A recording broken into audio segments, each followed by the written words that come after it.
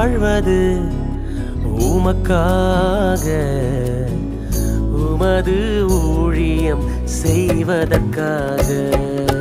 நான் வாழ்வது உமக்காக, உமது ஊழியம் செய்வதற்காக. உமக்காக யாவையும் சகித்துக் கொள்வேனே, என் ஜீவனையும் பொருட்டாக நினைப்பதில்லையே.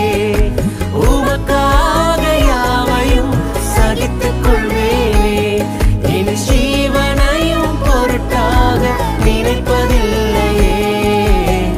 நீ தந்த ஊழியத்தை நிறைவேற்றிட, நீ தந்த ஊழியத்தை நிறைவேற்றிட ஆசையுடன்